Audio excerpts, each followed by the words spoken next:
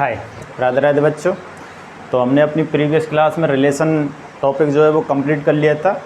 अब आपका next topic है फंक्शन, जो आपकी अगली एक्सरसाइज है 1.2, उसको कंप्लीट करेंगे। फंक्शन या फलन, हिंदी में फलन कहते हैं और अंग्रेजी में फंक्शन। देखिए फलन क्या होते हैं। सबसे पहले तो हम इसी की चर्चा करते हैं कि फलन क्या होते हैं। देखिए समुच्चय ए से समुच्चय बी में फलन,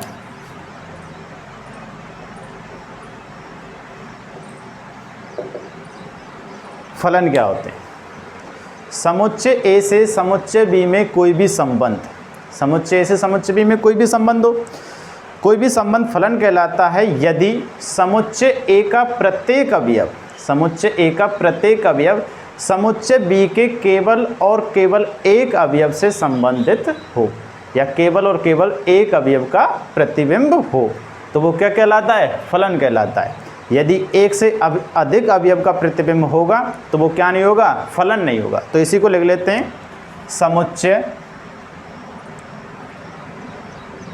ए से समुच्चय बी में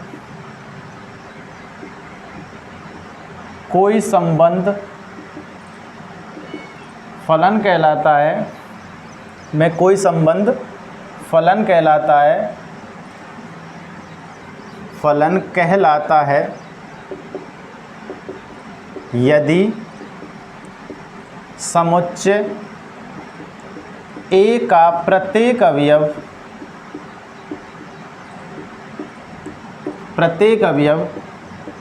समुच्चय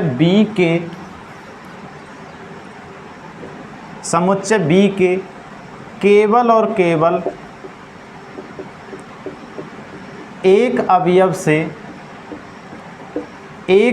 से संबंधित हो, या कहें केवल और केवल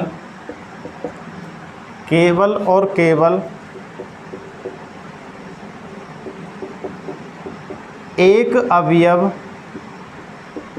का प्रतिबिंब हो।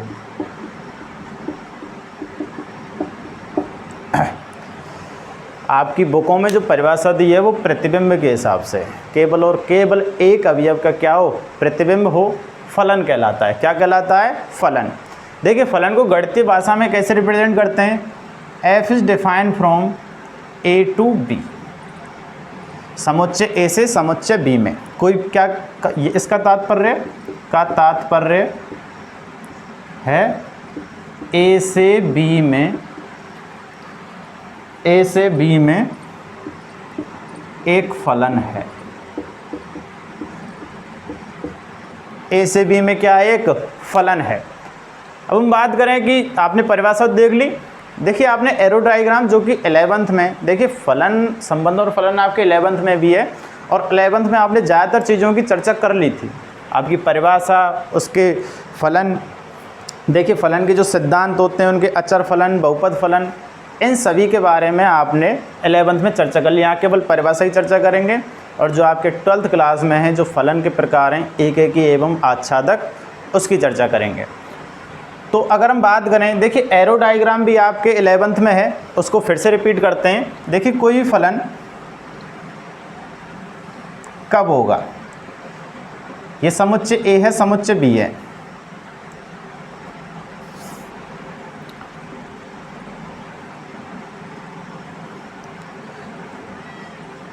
ये क्या हो जाएगा, एक फलन हो जाएगा, फलन है। फलन कब नहीं होगा, A B C P Q R S.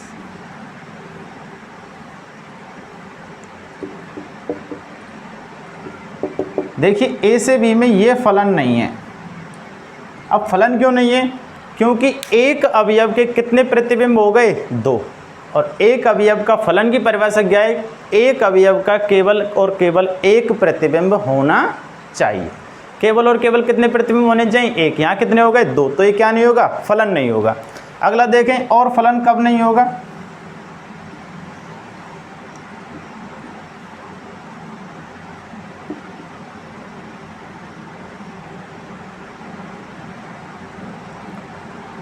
यहाँ से इसे हटा दें।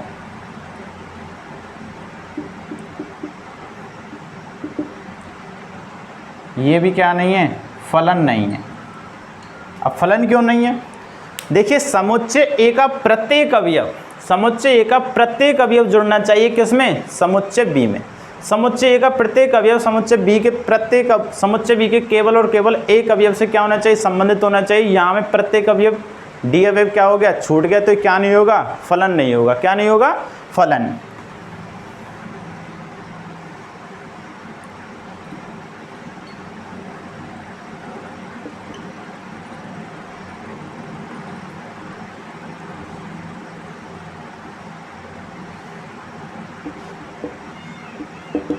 अब आप बताइए क्या ये फलन है या नहीं।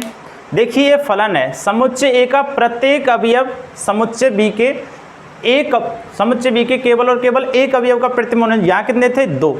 इसके कितने भी हो सकते हैं, इसमें समुच्चय बी में कितने भी अवयवों का पूर्व प्रतिबिंब। देखो इसको तो कहते हैं प्रतिबिंब, और इन अवयवों के होते हैं ये पूर्व प्रतिबिंब। क्या होते हैं, पूर्व प्रतिबिंब। तो इसके पूर्व प्रतिबिंब कितने भी हो सकते हैं, लेकिन इसके प्रतिबिंब एक से ज़्यादा नहीं होने चाहिए। और समुच्चय बी में से भी कोई भी अवयव छूट जाए तो कोई फर्क नहीं है। समुच्चय बी में से यदि कोई भी अवयव छूट जाता है तब भी क्या होता है, वो फलन होता है। तब भी क्या होता है, फलन होता है। तो यहाँ से अवयव छूट गए तो कोई दिक्कत नहीं है, ये फलन हो जाएगा, फलन होगा। बशर्ते समुच्चय ए से कोई भी अवयव छूटना नहीं चाहिए। समुच्चय ए में कोई भी अवयव छूटना नहीं चाहिए, और समुच्चय ए का एक अवयव का केवल एक ही प्रतिबिंब। देखिए एक अवयव का एक प्रतिबिंब है, एक अवयव का एक प्रतिबिंब है, और एक अवयव का एक प्रतिबिंब है, और यहाँ भी एक अवयव का एक प्रतिबिंब है। तो एक अवयव का केवल और केवल एक प्रतिबिंब होना चाहिए, ना कि 2। यदि एक से ज़्यादा प्रतिबिंब में तो वो क्या नहीं होगा, फलन नहीं होगा। क्या नहीं होगा, फलन नहीं होगा। तो फलन की परिभाषा देखिए। इसके प्रांत और सहप्रांत की बात करते हैं, प्रांत और परिसर की।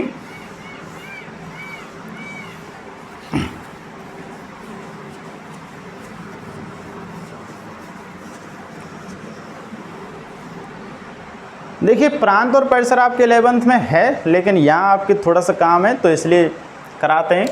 प्रांत क्या होते हैं, देखिए y बराबर fx कोई फलन है, y बराबर fx कोई फलन है। तो y बराबर x में x के संबंधित सभी अवयव, x से संबंधित सभी अवयव जिनसे क्या मान निकाला जाना है, y का मान निकाला जाना है, वो x के सभी अवयव क्या कहलाएंगे, प्रांत कहलाएंगे। क्या कहलाएंगे, प्रांत कहलाएंगे। देखिए y बराबर fx के लिए x के सभी संभव मान, x के सभी संभव x के सभी संभव मानों का समुच्चय, x के सभी संभव मानों का समुच्चय जो दिए फलन में, कोई भी फलन दिया होगा, जो दिए फलन में y का मान निकाला जाना संभव है, जो दिए फलन में y का मान निकाला जाना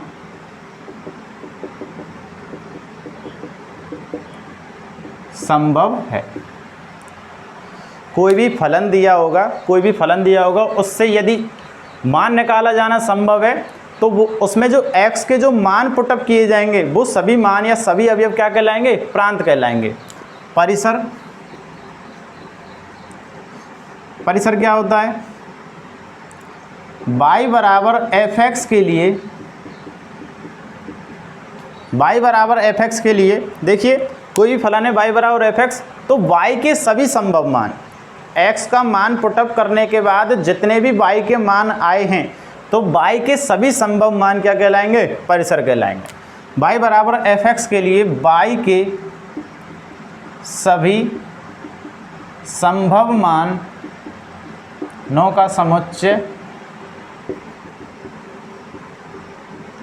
सभी संभव मानों का समुच्चय परिसर कहलाता है, परिसर कहलाता है। देखिए क्वेश्चन लिखते हैं आपके लिए, y बराबर x स्क्वायर के प्रांत व परिसर ज्ञात कर। तो x में तो कुछ ही पुटअप कर सकते हैं, यानी कि सभी वास्तविक संख्याओं को पुटअप कर सकते हैं, लेकिन y में देखिए प्रांत की बात करें, x के लिए हम कुछ भी मान ले सकते हैं, सबका वर्ग संभव है, जितनी भी वास्तविक संख्याएं हैं। तो प्रांत क्या हो जाएगा r, और परिसर क्या होगा, तो जितनी भी ऋणात्मक संख्याएं होंगी उन सभी को वर्ग करके क्या हो जाएगा, सभी धनात्मक संख्या हो जाएंगी। तो y का मान क्या निकल के आएगा परिसर में, सभी धनात्मक संख्याएं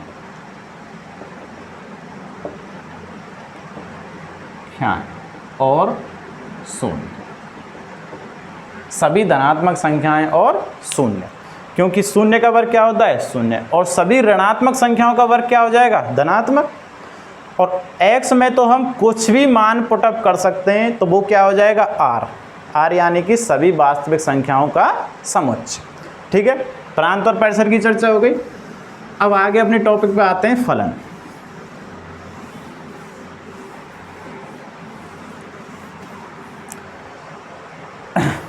देखिए फलनों के प्रकार में आपके 12th में केवल दो ही प्रकार के फलन हैं, एकेकी फलन और आच्छादक फलन। आपने अचर फलन, बहुपद फलन, प्रमेय फलन, मापांक फलन, चिन्ह फलन, ये सभी आपके क्या हैं 11th में, यहाँ भी उनकी ज़रूरत पड़ेगी। तो जैसे जैसे ज़रूरत पड़ेगी तो वैसे वैसे हम उनको यहाँ पे धीरे धीरे करते चलेंगे। तो सबसे पहले हम चर्चा करते हैं एकेकी फलन। देखिए फलनों के योग, अंतर व गुणा व भाग का अध्ययन भी आपने 11th में कर लिया है, अगर नहीं है तो आप कमेंट कर देना, हम यहाँ भी करा देंगे। ठीक है, तो सबसे पहले हम चर्चा करते हैं एकेकी फलन की। एकेकी फलन 1-1 फंक्शन, एकेकी फलन 1-1 फंक्शन। अब एकेकी फलन की बात करते हैं। देखिए समुच्चय ए से समुच्चय बी में कोई भी फलन, देखिए कोई फलन, एक फलन f x से y में एकेकी फलन कहलाता है। एकेकी फलन कहलाता है यदि x के प्रत्येक अवयव का y में केवल और केवल एक प्रतिबिंब विद्यमान हो। केवल और केवल कितने प्रतिबिंब विद्यमान हो, एक। यानी कि अंतर्गत यदि f के अंतर्गत x के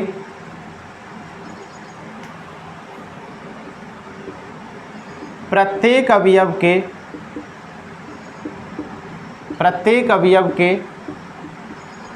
कौमा भिन्न भिन्न अवयव के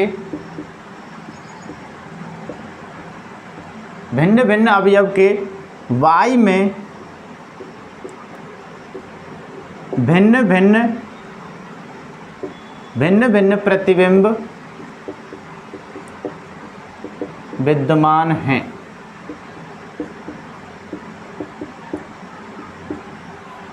देखिए x के अलग अलग, यानी कि प्रत्येक अवयव तो लेना ही है x में से, अलग अलग अवयव का y में अलग अलग प्रतिबिंब विद्यमान होगा, तो वो क्या होगा एकेकी फलन। ऐसे नहीं जैसे हमने उसमें कर दिया था PQ, यहाँ दो अवयव के क्या हो गया, एक प्रतिबिंब हो गया। क्या हो गया, एक प्रतिबिंब हो गया। तो ऐसा नहीं होना चाहिए, एक अवयव का केवल और केवल एक ही प्रतिबिंब विद्यमान होगा, तो वो क्या होगा एकेकी फलन होगा। लिखा देंगे इसको भी, अर्थात गणितीय रूप में कैसे लिख सकते हैं, गणितीय रूप में देखो, अर्थात यदि x1 x2 is belongs to f, यानी कि दो अवयव कहाँ हैं फलन में विद्यमान है, x1 x2 is belongs to f के लिए यदि fx1 बराबर fx2 है, तब x1 बराबर x2 होना चाहिए। x1 बराबर x2 होना चाहिए। गणितीय फॉर्म सवाल आएंगे तब करेंगे। देखिए यहाँ एक ही फलन चेक कर लेते हैं एग्जाम्पल से। एरो डायग्राम तीर आरेख द्वारा। देखिए कोई भी फलन है x और y, कोई फलन है x और y। यहाँ पे देखते हैं 1 2 3 4 A B C D।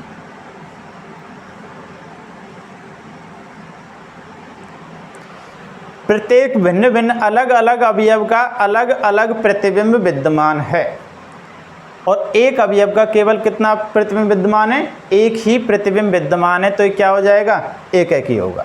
ये क्या होगा? एक ही।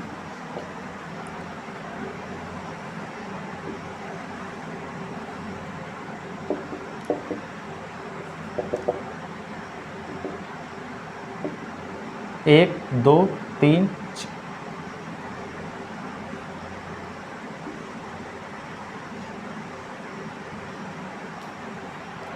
क्या एक ही होगा? ये एक ही फलन नहीं होगा क्योंकि इसमें दो अवयव के एक प्रतिबिंब विद्यमान है और एक ही फलन की परिभाषा के अनुसार एक अवयव का केवल एक ही प्रतिबिंब विद्यमान होना चाहिए। तो क्या नहीं होगा?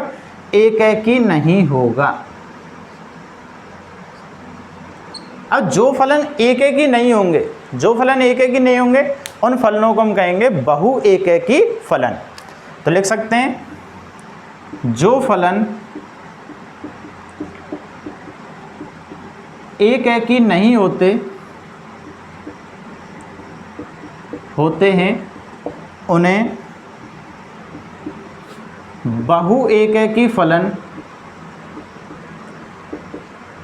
उन्हें बहु एक ही फलन कहते हैं। तो कौन सा फलन होगा? बहु एक ही फलन। कौन सा फलन होगा? बहु एक ही नहीं है तो कौन सा फलन है? बहु एक ही। देखो एक और एरो डायग्राम से करते हैं।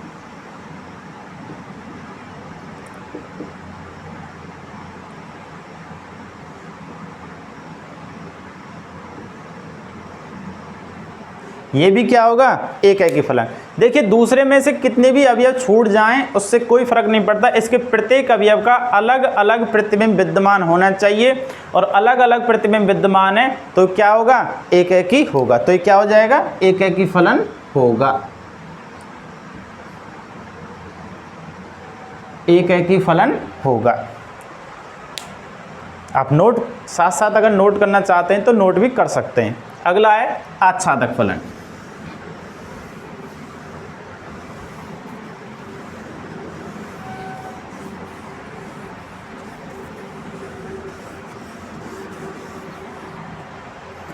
आच्छादक फलन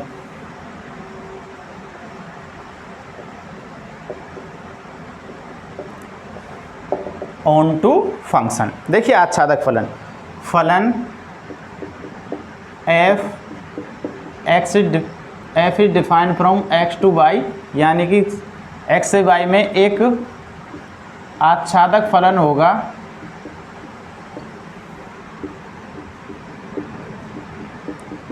आच्छादक फलन होगा। कब होगा? यदि f के अंतर्गत, यदि f के अंतर्गत, f यानी f यहाँ चर्चा कर रहे हैं फलन से, f मतलब क्या है? फलन। यदि f के अंतर्गत y के प्रत्येक अवयव का, y के प्रत्येक अवयव का x में प्रतिबिंब विद्यमान है, x में प्रतिबिंब विद्यमान है। अब एक ही फलन के लिए तो y में कोई भी अवयव छूट रहा था तो क्या हो जाता था? एक ही फलन। लेकिन यदि अगर y में से भी कोई भी अवयव ना छूटे और प्रत्येक अवयव के लिए x में प्रतिबिंब विद्यमान है तो वो कौन सा फलन हो जाएगा? आच्छादक फलन हो जाएगा। यानी कि y में भी अब कोई भी अवयव नहीं छोड़ सकते। यदि y में भी कोई अवयव छूट रहा है तो वो आच्छादक फलन नहीं होगा। ठीक है, इसको गणितीय रूप में लिख सकते हैं, अर्थात प्रत्येक y is belongs to y।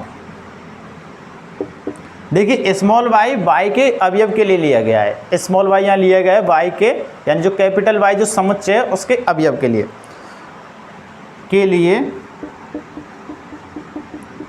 x में एक ऐसे अवयव का अस्तित्व है जहां fx बराबर y हो। अगर आच्छादक फलन हमें गणितीय रूप में सिद्ध करना है तो इस तरह से सिद्ध करेंगे कि fx बराबर y के लिए fx बराबर क्या होना चाहिए, y होना चाहिए, यानी कि प्रत्येक अवयव x में होना चाहिए, यानी कि ये कैपिटल X है। y is belongs to y के लिए x में एक ऐसे अवयव का अस्तित्व है जहां fx बराबर क्या हो, y हो, fx बराबर क्या हो, y हो। ये कौन सा फलन हो जाएगा, आच्छादक फलन। देखिए एरो डायग्राम से समझते हैं इसे, x टू y,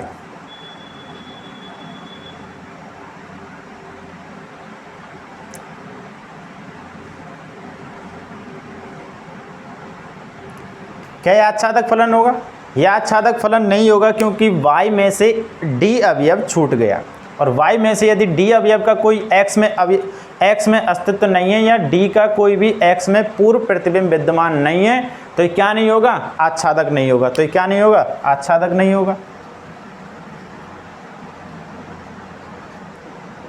अगर हम एक एक और बहु एक एक चर्चा करें तो क्या हो जाएगा, बहु एक एक फलन। कौन सा फलन है, बहु एक एक फलन।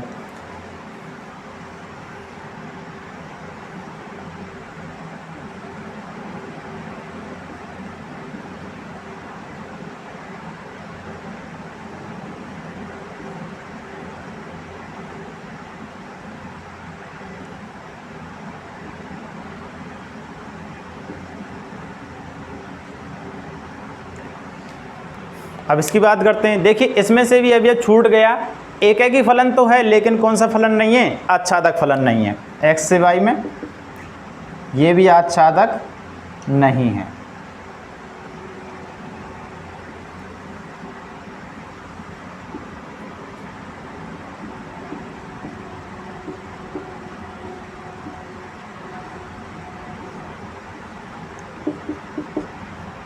देखिए अब इसमें दो अवयव का एक प्रतिबिंब विद्यमान है, ये बहु एक है कि फलन तो है लेकिन ये आच्छादक फलन भी है क्योंकि y में से कोई भी अवयव छूट नहीं रहा, और जब y में से कोई भी अवयव नहीं छूट रहा तो ये कौन सा फलन हो जाएगा, आच्छादक फलन होगा और बहु एक है कि फलन होगा। इसको लिख सकते हैं आच्छादक फलन है।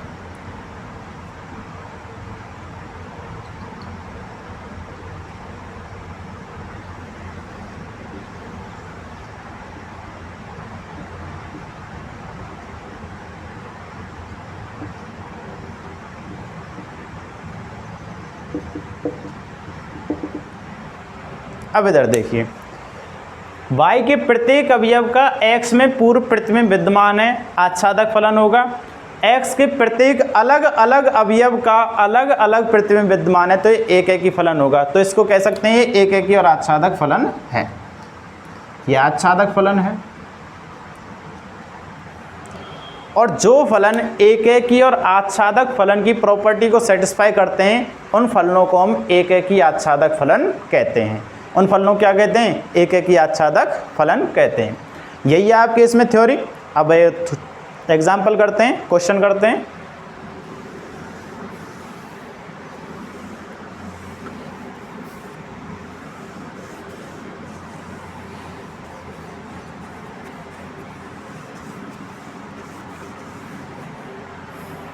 देखिए आपका इसमें एग्जाम्पल 7 इश्यू करते हैं। मान लीजिए कक्षा 10 के सभी 50 विद्यार्थियों का समुच्चय ए, समुच्चय ए दे दिया है। एक एग्जाम्पल करते हैं, एक दो, फिर क्वेश्चंस को लेते हैं। हाँ, तो समुच्चय ए दिया है,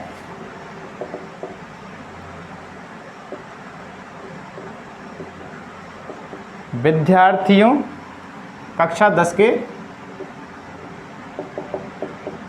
कक्षा 10 के 50 विद्यार्थियों का समुच्चय,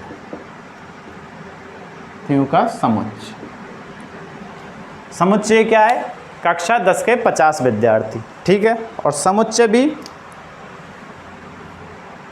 और जो फलन दिया है, फंक्शन दे दिया है a से n में, यानी कि समुच्चय b जो दिया है वो क्या दिया है? n, और यहाँ n से मतलब है प्राकृत संख्या। n से किसका मतलब है? प्राकृत संख्या है, नेचुरल नंबर। प्राकृत संख्याओं को कैपिटल N से डिनोट करते हैं। हाँ, और जो फलन दिया है f(x) बराबर विद्यार्थी x का रोल नंबर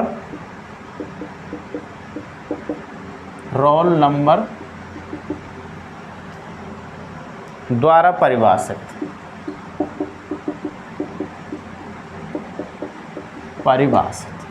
ये फलन दे दिया।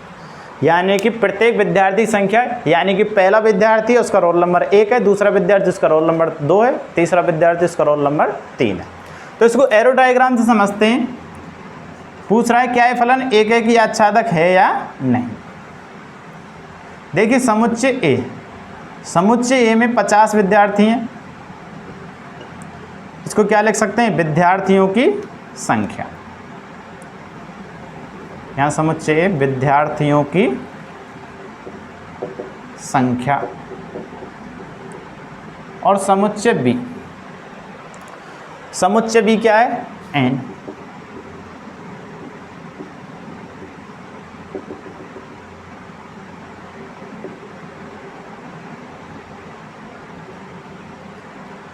n। और जो फलन क्या है? फलन f क्या है? विद्यार्थियों का रोल नंबर, यानी कि पहले विद्यार्थी का रोल नंबर 1, दूसरे विद्यार्थी का रोल नंबर 2, तीसरे विद्यार्थी का रोल नंबर 3, ये फलन है।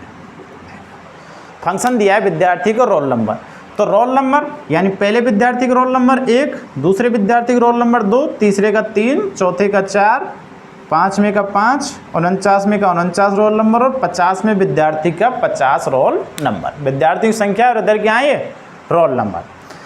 अब हम एक एक की चर्चा करते हैं। क्या ये फलन एक एक ही होगा या नहीं? अब देखिए, कोई भी दो विद्यार्थियों के एक रोल नंबर तो हो ही नहीं सकता, यानी कि अलग अलग अवयव के लिए अलग अलग प्रतिबिंब विद्यमान है।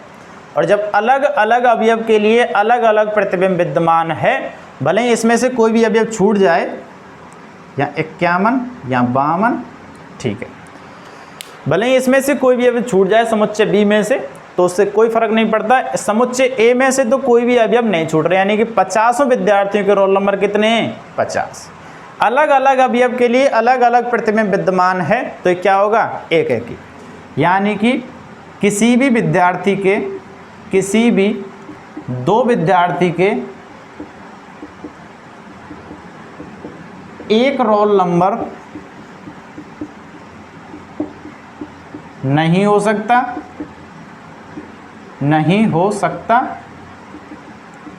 अतः प्रत्येक विद्यार्थी के अलग अलग रोल नंबर हैं, अलग अलग रोल नंबर हैं। अतः समुच्चय ए से समुच्चय एन में, अतः समुच्चय ए से एन में प्रत्येक अवयव का प्रतिबिंब विद्यमान है। एन में प्रत्येक अवयव का, एन में ए के प्रत्येक अवयव का प्रतिबिंब विद्यमान है।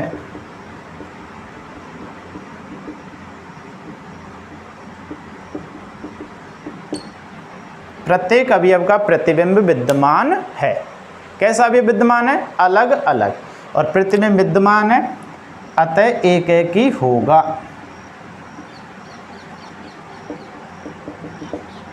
कौन सा फलन हो जाएगा? एक एक ही फलन होगा। आच्छादक की चर्चा करते हैं। देखिए आच्छादक 50 रोल नंबर तक तो ठीक है समुच्चय एन में, 51वें रोल नंबर का समुच्चय ए में कोई भी पूर्व प्रतिबिंब विद्यमान नहीं है। किस रोल नंबर का? 51 से ऊपर। 51 में रोल नंबर 51 या 52, 53, 51 से ऊपर सभी रोल नंबर का इसमें समुच्चय ए में विद्यार्थियों की संख्या है ही नहीं, और जब है नहीं यानी कि इनका पूर्व प्रतिबिंब विद्यमान नहीं है, और पूर्व प्रतिबिंब विद्यमान नहीं है तो क्या नहीं होगा? आच्छादक नहीं होगा। आच्छादक की चर्चा करते हैं। देखिए, आच्छादक के लिए आप कोई भी एक पर्टिकुलर नंबर ले सकते हैं, आप सभी को भी लिख सकते हैं। कोई भी हमें एक एरर दिखाना है, क्या गलती कहाँ हो रही है? गलती कहाँ हो रही है? 51 में रोल नंबर, 52 रोल नंबर, यानी कोई भी एक एरर दिखा देंगे, उसी से क्या प्रूफ हो जाएगा? आच्छादक। तो हम कहें कि 51 इज बिलोंग्स टू एन। 51 कहाँ बिलोंग करता है? एन में, जिसका ए में पूर्व प्रतिबिंब विद्यमान नहीं है। पूर्व प्रतिबिंब विद्यमान नहीं है। और हम बात करें 51 से ऊपर, उन सभी के पूर्व प्रतिबिंब विद्यमान, क्योंकि नेचुरल नंबर में तो सभी आते हैं 51, 52 से लेकर अनंत तक, उन सभी का क्या नहीं है? समुच्चय में पूर्व प्रतिबिंब विद्यमान नहीं है, और विद्यमान नहीं है तो क्या नहीं होगा? आच्छादक नहीं होगा। आच्छादक नहीं होगा। तो ये फलन एक ही होगा, लेकिन आच्छादक नहीं होगा। अगला क्वेश्चन करते हैं।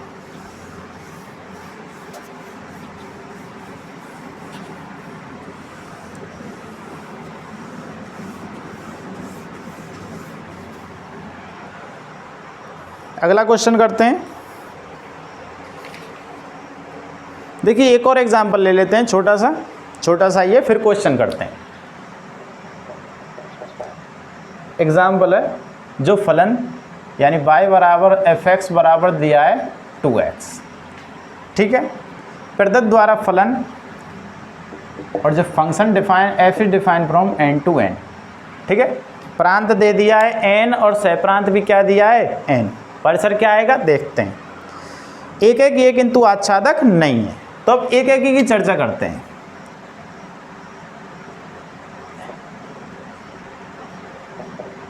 सॉल्व करते हैं। देखिए, एक एक की चर्चा करते हैं, वही एरो डायग्राम बना लेते हैं। चलिए, उसी से समझते हैं। फलन क्या है? 2x। प्रांत और सह प्रांत नेचुरल नंबर हैं।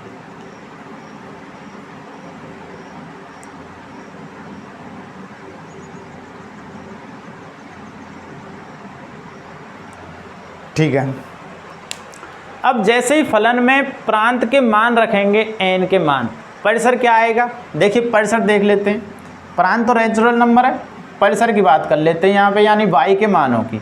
y बराबर क्या है? 2x, यानी कि अब x बराबर 1 पर y बराबर 2, या 1 रखेंगे, 2 एकम 2, हाँ 2 एकम 2, x बराबर 2 पर y बराबर 4, x बराबर 3 पर y बराबर 6, x बराबर 4 पर y बराबर 8, x बराबर 5 पर y बराबर 10, ठीक है।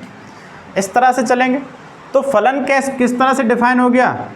1 2 से कनेक्ट हो रहा है, 2 का प्रतिबिंब 4 है, 3 का प्रतिबिंब 6 है, 4 का 8 है, 5 का 10 है, और 6 का 12। इस तरह से प्रतिबिंब में। तो अब एक एक की बात करते हैं। देखिए, प्रांत में जितने भी अवयव हैं, उन सभी अवयव का प्रतिबिंब कहाँ विद्यमान हो जाएगा? नेचुरल नंबर, यानी कि इसमें इस n में विद्यमान हो जाएगा। यहाँ से कोई भी अवयव छूटेगा नहीं, यानी प्रत्येक अवयव को पुटअप करेंगे तो उसके मान क्या आएंगे? निकल के आएंगे। आप अनंत तक कितने भी मान रख के देख लेना, उन सभी के मान किस में आएंगे? समुच्चय n में, इस समुच्चय में आएंगे। तो अतः क्या होगा? एक एक ही होगा। और आप उस तरह से भी कर सकते हैं, x1 x2 is belongs to n, यानी कि fx1 बराबर fx2, तो कहें 2x1 बराबर 2x2, 2 से 2 कट गया, x1 बराबर x2। fx1 बराबर fx2 लेके चले, x1 बराबर x2 आ गया, यानी प्रत्येक x1 का मान x2 में विद्यमान है। तो क्या होगा? एक एक की फलन होगा।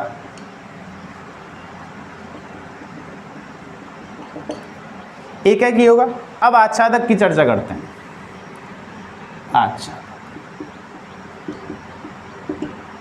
आच्छादक फलनों के लिए देखिए, जितनी भी विषम संख्याएं, देखिए जो भी हम इसमें सम विषम संख्या डालेंगे, 2 से गुणा होकर सभी संख्या कैसी हो जाएंगी, सम हो जाएंगी। कैसी हो जाएंगी, सम। 2 से गुणा करके सभी संख्याएं सम हो जाएंगी।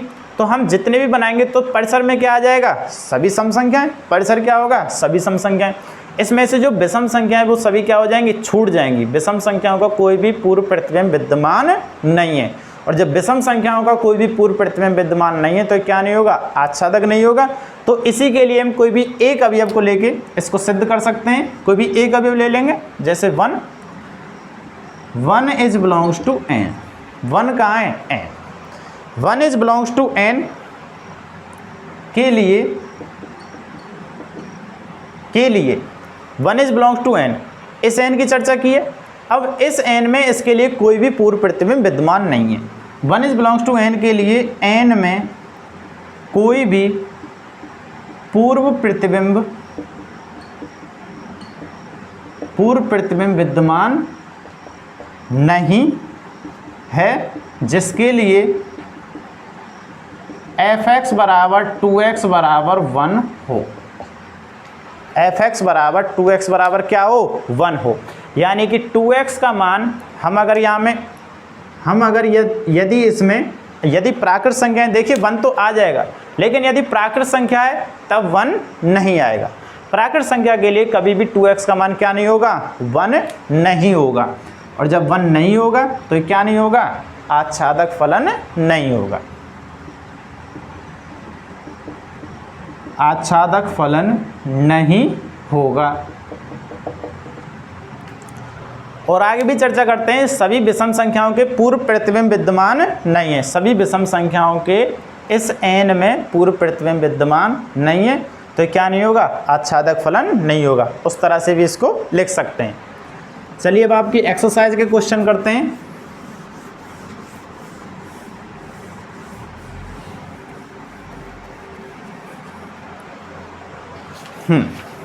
एक्सरसाइज 1.2 सिद्ध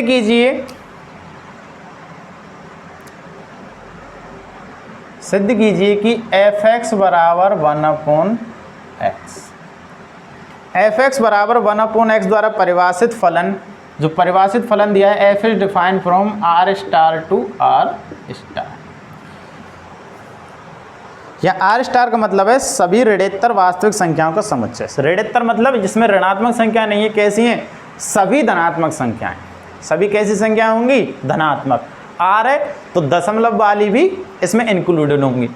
दशमलव वाली भी इंक्लूडेड होंगी, तो इसमें पूछ रहा है, प्रूफ करवा रहा है कि एक एकी और आच्छादक फलन है। तो सबसे पहले एक एकी फलन की चर्चा करते हैं। एक एकी के लिए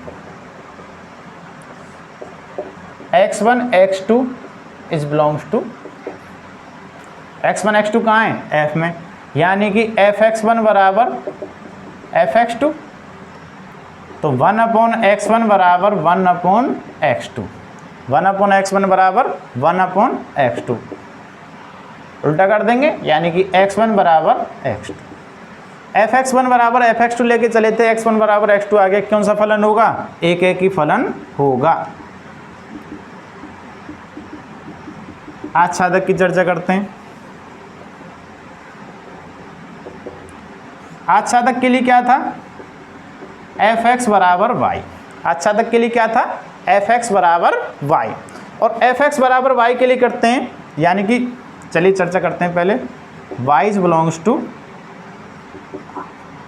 y किस में, r में है, यानी कि fx बराबर y। fx बराबर y है, यहाँ पे मान रखते हैं, यानी कि 1/x बराबर y। fx का मान क्या है, 1/x, यानी कि x बराबर 1/y। x बराबर क्या आया, 1/y। हमें क्या लाना है, fx बराबर y। इस 1/y को इसमें सेटिस्फाई करेंगे फिर से, यानी कि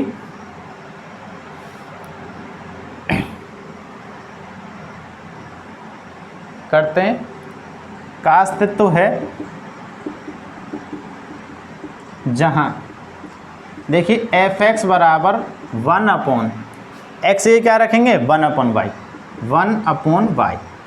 तो y कहाँ चला जाएगा ऊपर, यानी कि इसका मल्टीप्लाई यहाँ हो जाएगा, तो ये क्या हो जाएगा y। अतः fx बराबर y,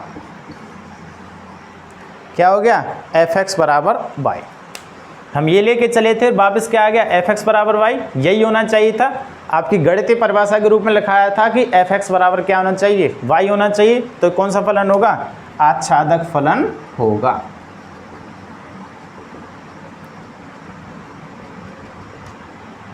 आच्छादक फलन होगा।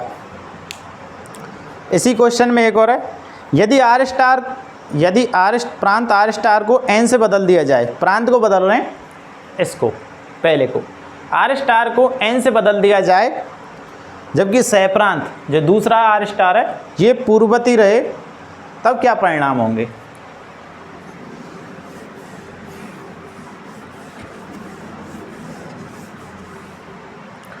ये कर दिया है n2 r स्टार, और r स्टार का मतलब है ऋणोत्तर सभी वास्तविक संख्याएं। अब हम बात करते हैं एक एक के लिए। x1 x2 is belongs to r, x1 x2 is belongs to r नहीं r स्टार है, हाँ r स्टार लिख लेते हैं। तो fx1 बराबर fx2, यानी कि 1/x1 बराबर 1/x2। तो x1 बराबर x2, fx1 बराबर fx2 लेके चले थे, क्या आ गया x1 बराबर x2 आ गया। कौन सा फलन होगा, एक एक की फलन होगा।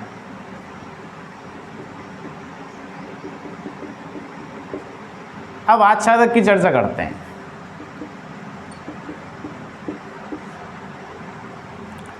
देखिए आच्छादक के लिए एरो डायग्राम से ही समझते हैं इसे। इसमें तो प्राकृत संख्या है सभी, और इसमें सही वास्तविक संख्याएं।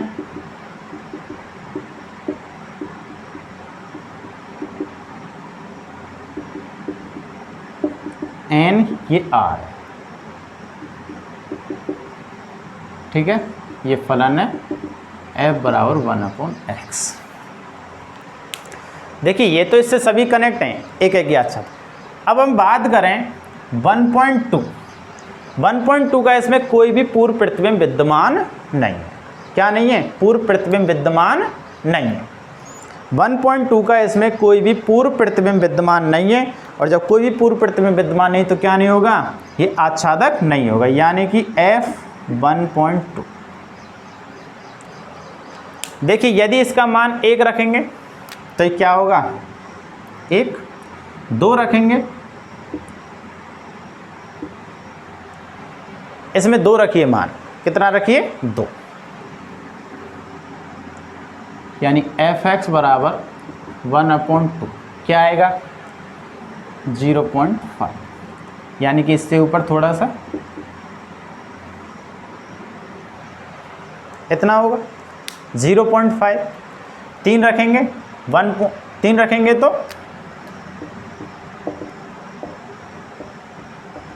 ये वाला, इससे थोड़ा सा और ऊपर।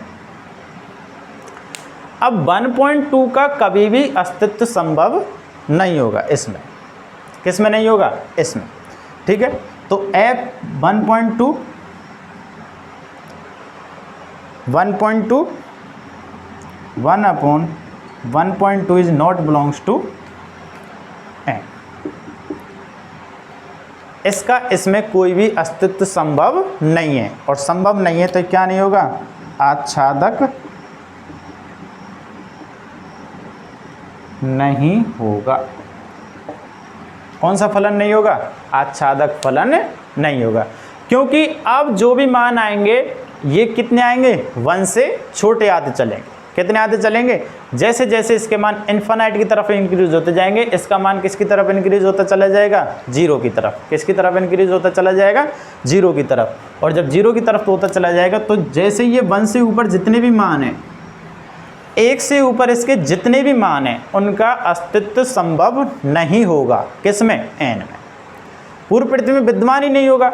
हमने केवल क्या लिया है, केवल 1.2, क्या लिया है 1.2, लेकिन 1.2 से ऊपर जितने भी मान होंगे उनका इसमें कोई भी पूर्व प्रतिबिंब विद्यमान नहीं होगा, तो क्या नहीं होगा, आच्छादक नहीं होगा। जैसे जैसे हम आगे बढ़ते चलेंगे, आप 4 ले लीजिए, फिर से और छोटा मान आ जाएगा। जैसे जैसे आप इन्फिनिटी की ओर बढ़ते चलेंगे वैसे वैसे इसका मान किसकी ओर बढ़ता चले जाएगा, 0 की तरफ। आप 5 लेंगे 0.2, तो 1/∞ किसकी ओर अग्रसर होगा, 0 की ओर। किसकी ओर अग्रसर होगा, 0 की ओर। हम माना कि 0 नहीं होगा, इन्फिनिट कोई संख्या नहीं होती, केवल प्रतीक चिन्ह होता है, लेकिन 1/∞ को क्या लिख सकते हैं, 0 लिख सकते हैं। क्या लिख सकते हैं, 0। तो जैसे जैसे इसके मान बढ़ते चलेंगे ये किसकी तरफ इंक्रीज होता चला जाएगा, 0 की तरफ। लेकिन 1 से बड़े जो भी मान होंगे इस आर स्टार में, उनके लिए कोई भी पूर्व प्रतिबिंब विद्यमान नहीं होगा। और जब पूर्व प्रतिबिंब विद्यमान नहीं होगा तो क्या नहीं होगा, आच्छादक नहीं होगा। ठीक,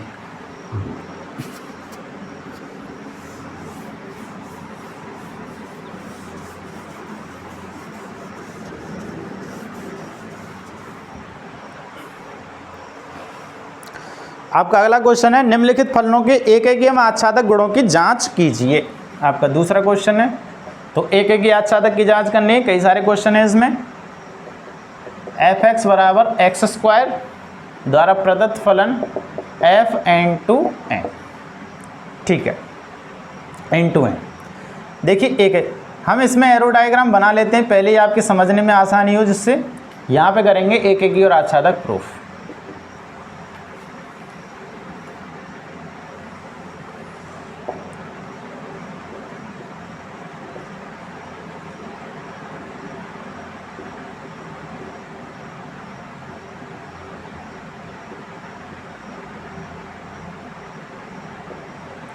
ठीक है, n(2n) में डिफाइन है, फलन x² है, ठीक है।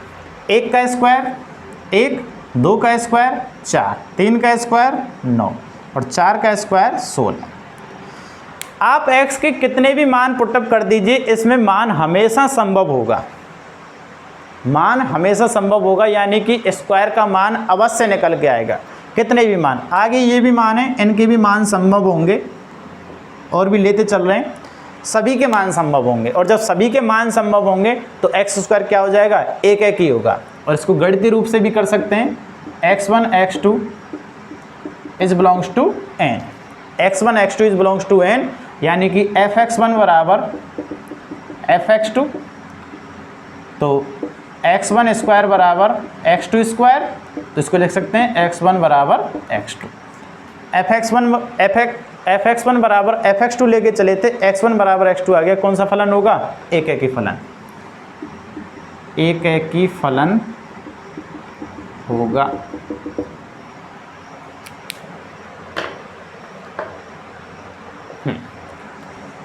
आच्छादक की चर्चा करते हैं। आच्छादक फलन क्या आच्छादक होगा, देखिए 2, 3, 5, 6, 7 इनके पूर्व प्रतिबिंब विद्यमान ही नहीं है।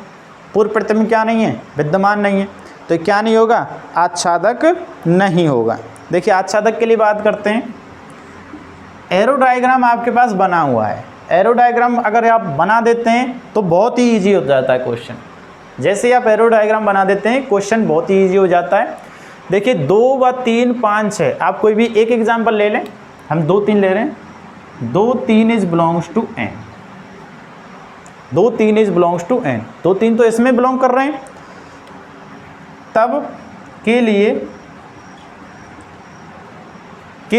इस n में के लिए n में कोई भी पूर्व प्रतिबिंब विद्यमान नहीं है, पूर्व प्रतिबिंब विद्यमान नहीं है, कोई भी पूर्व प्रतिबिंब विद्यमान नहीं है, जिसके लिए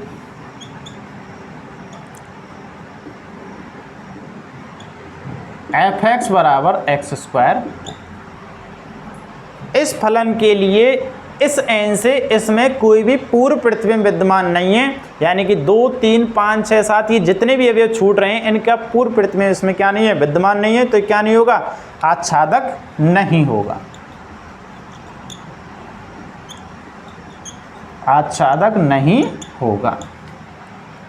ठीक है, इसी में अगला फंक्शन है जेड टू जेड।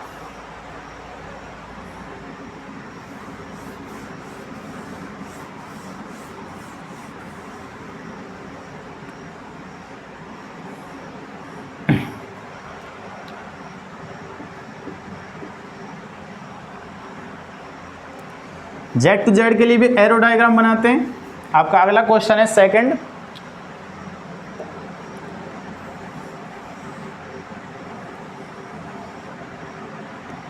सभी पूर्णांक संख्याओं के समुच्चय की बात कर रहे हैं, पूर्णांक संख्याओं के समुच्चय, इंटीजर की बात कर रहे हैं, यानी कि माइनस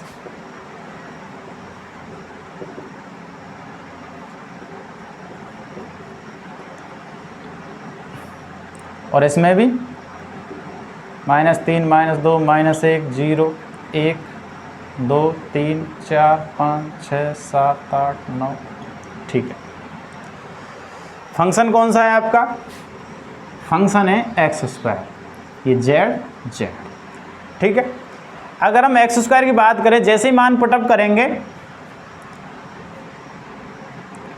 जैसे ही हम मान पुटअप करेंगे, देखिए -1 का स्क्वायर 1, +1 का स्क्वायर 1, 0 का स्क्वायर 0, -2 का स्क्वायर 4 और 2 का स्क्वायर 4। देखिए, दो अवयवों का एक प्रतिबिंब विद्यमान है। अगर हम एक एक की चर्चा करते हैं, एक एक की चर्चा करते हैं, तो दो अवयवों का एक प्रतिबिंब विद्यमान है, और जब दो अवयवों का एक प्रतिबिंब विद्यमान होगा तो क्या एक एक ही होगा, एक एक ही नहीं होगा। तो इसी हिसाब से हम कर सकते हैं। देखिए, -1 और 1 इज बिलोंग्स टू जेड। एक एक ही प्रूफ, एक एक ही प्रूफ करना है हमें कि एक एक ही नहीं है। देखिए, एक एक ही नहीं होगा, 2 के लिए भी 4 है और -2 के लिए भी 4 है, -1 के लिए भी 1 है और 1 के लिए भी 1 है। देखिए, यहाँ पे करके देखते हैं, -1 का वर्ग कितना होगा, 1, और 1 का वर्ग 1, -2 का वर्ग 2 और +2 का वर्ग -2 का वर्ग 4 और +2 का वर्ग 4। ठीक है, दो अवयवों का एक प्रतिबिंब है। आप ऐसे ही निकालते चलेंगे, जितने भी दो अवयवों के कितने प्रतिबिंब आएंगे, एक प्रतिबिंब आएंगे। और जब दो अवयवों के एक प्रतिबिंब हो जाते हैं तो क्या नहीं होता, एक एक ही नहीं होता। कौन सा फलन होता है, बहु एक एक ही। और हमें यहाँ क्या प्रूफ करवा रहा है, एक एक ही। तब f-1 बराबर f1 बराबर 1, यानी कि -1 और 1 का मान भी कितना आएगा, 1 ही आएगा, 1। लेकिन -1 और 1 क्या नहीं है, बराबर नहीं है, यानी कि एक ही अवयव ये नहीं है। और जब एक ही अवयव नहीं है तो क्या नहीं होगा, एक एक ही नहीं है। अतः f एक एक ही नहीं है। ठीक है, f एक एक ही नहीं है। आच्छादक के लिए सेम वही, देखिए -1, -2, -3 ये सभी जेड में हैं और इनके पूर्व प्रतिबिंब इसमें विद्यमान नहीं है, क्योंकि सभी ये माइनस वाली संख्याओं को क्या कर देते हैं, प्लस। क्या कर देते हैं, प्लस। जितनी भी माइनस वाली संख्याओं के वर्ग आएंगे वो क्या आएंगे, 0 से बड़े। क्या आएंगे, 0 से बड़े। तो जितनी भी इसमें नेगेटिव वाली संख्या होंगी उसके पूर्व प्रतिबिंब विद्यमान नहीं है, और पूर्व प्रतिबिंब विद्यमान नहीं तो क्या नहीं होगा, आच्छादक फलन नहीं होगा। तो आच्छादक की चर्चा करते हैं। आच्छादक के लिए, आच्छादक के लिए -1 इज बिलोंग्स टू जेड के लिए जेड में कोई भी पूर्व प्रतिबिंब विद्यमान नहीं है, पूर्व प्रतिबिंब विद्यमान नहीं है, जिसके लिए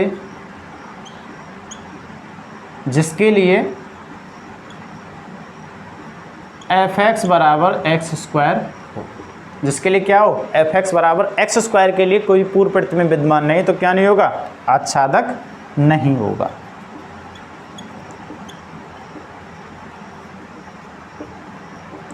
आच्छादक नहीं होगा। तो ये फलन एक एक की भी नहीं है, और कौन सा नहीं है, आच्छादक नहीं है। अगला है आपका, हाँ, एफ एक्स बराबर एक्स स्क्वायर द्वारा प्रदत्त R2R फंक्शन है।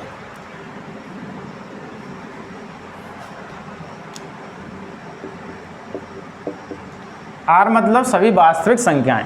सभी वास्तविक संख्याओं के लिए हम इंटीजर ही ले लेते हैं, क्योंकि सभी पूर्णांक संख्या क्या होती हैं, वास्तविक संख्या होती हैं। जब पूर्णांक संख्याएं भी एक एक की और आच्छादक नहीं हुआ तो वास्तविक संख्या कैसे हो जाएंगी, क्योंकि सही वास्तविक संख्याओं में ये तो होती हैं।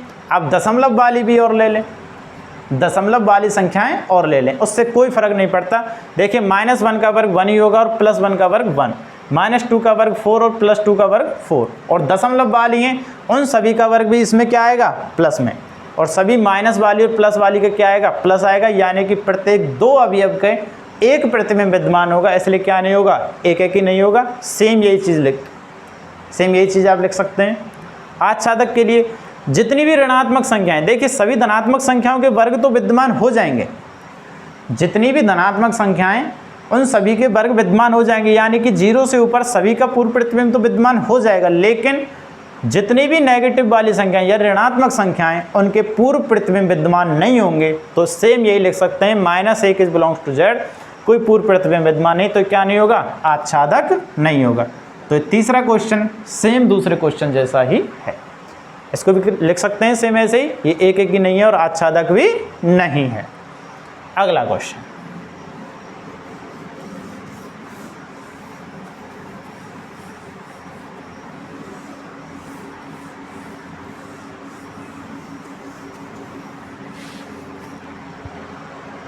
दूसरे क्वेश्चन का चौथा है, फलन दिया है f(x) बराबर x3। प्रदत्त फलन f is defined from n to n है, फिलहाल n to n है, फिर z to z,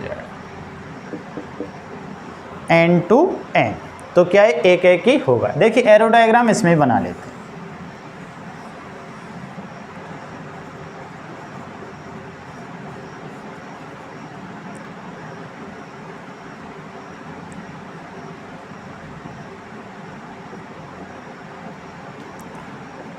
n to n function है x3, फंक्शन कौन सा है, x। देखिए n to n है, सही प्राकृत संख्या रखेंगे। देखिए यहाँ से अगर f(x) के मान निकालें, f1 का मान क्या आ जाएगा, 1 का क्यूब यानी कि 1, f2 का मान निकालें तो 2 का क्यूब यानी कि 8, f3 का मान निकालें तो 3 का क्यूब 27।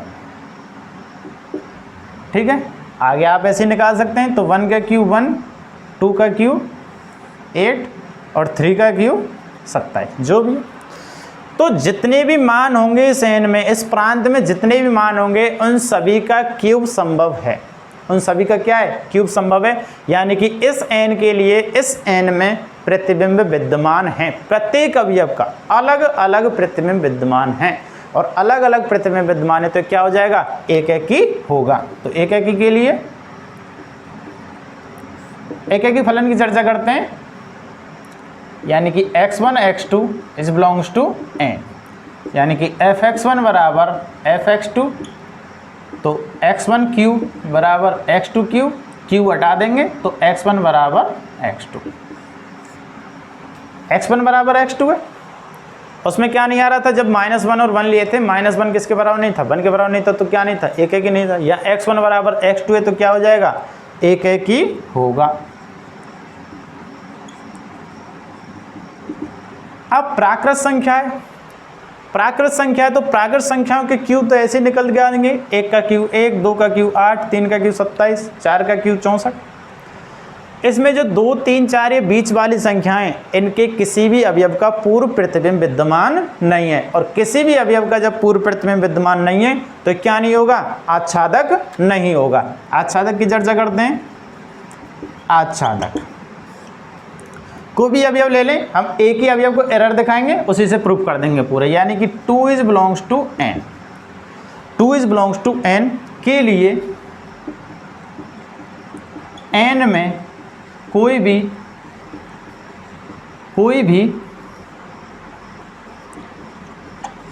पूर्व प्रतिबिंब विद्यमान नहीं है, कोई भी पूर्व प्रतिबिंब विद्यमान नहीं है जिसके लिए, किसके लिए, fx बराबर एक्स क्यू हो। fx बराबर एक्स क्यू के लिए कोई भी पूर्व प्रतिबिंब विद्यमान नहीं है तो क्या नहीं होगा, आच्छादक नहीं होगा। अतः f आच्छादक नहीं है, f आच्छादक नहीं है। अगला क्वेश्चन, दूसरे क्वेश्चन का लास्ट है, उसको करते हैं।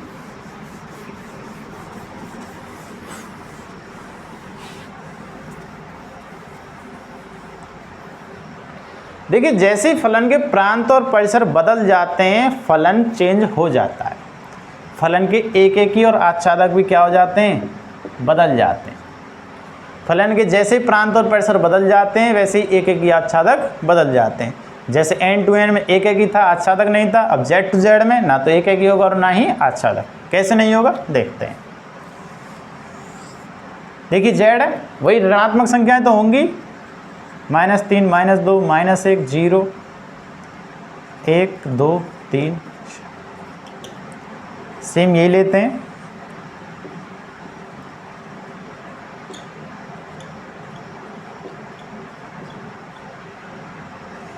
फलन है आपका एक्स क्यू, ठीक है। अब देखिए ये तो आपने निकाल लिए पहले ही, आप और भी निकाल सकते हैं। यहाँ पे f -1 का क्यू -1,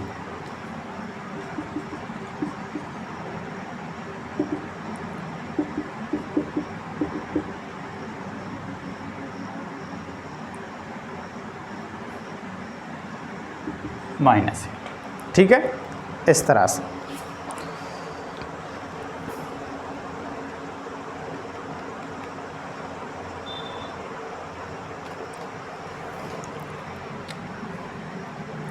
एक का क्यू 1 और -1 का क्यू -1 और 2 का क्यू 8, -2 का क्यू -8 और 0 का क्यू 0, ठीक है।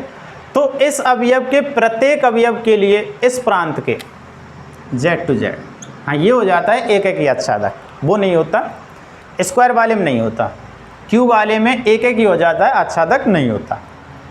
गलती से निकल गया मुंह से, हाँ।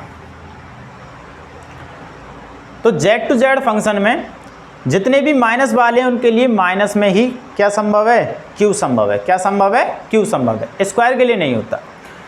क्यू के लिए माइनस वाले जितने भी अवयव हैं उन सभी के लिए माइनस में क्यूब संभव है, और जब माइनस में क्यूब संभव है तो क्या हो जाता है, एक एक ही फलन हो जाता है। तो क्या हो जाएगा, एक एक के लिए चर्चा करते हैं, यानी कि x1 x2 is belongs to z, यानी कि fx1 बराबर fx2, तो x1 का क्यू बराबर x2 का क्यू और x1 बराबर x2, क्या हो गया, एक एक ही फलन होगा। अब आच्छादक नहीं होगा, इसमें से ये अवयव क्या हो जाते हैं, छूट जाते हैं, तो सेम वही लिख सकते हैं हम आच्छादक के लिए।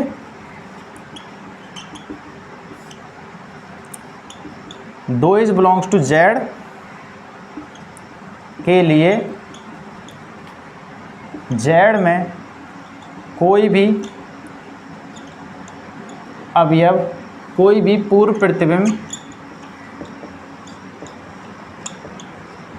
प्रतिबिंब विद्यमान नहीं है, कोई भी पूर्व प्रतिबिंब विद्यमान नहीं है जिसके लिए fx बराबर एक्स क्यूब हो। पूर्व प्रतिबिंब विद्यमान नहीं है, और जब पूर्व प्रतिबिंब, हमने देखिए एरर तो बहुत सारे आ रहे हैं, ये -2 -3 ये जितने भी हैं 2 3 4 5 6 7 ये सब एरर आ रहे हैं, हमें केवल एक लेके ही प्रूफ कर देना है कि इसका अस्तित्व संभव नहीं है, और जब इसका अस्तित्व संभव नहीं है तो क्या नहीं कहेंगे, आच्छादक नहीं होगा।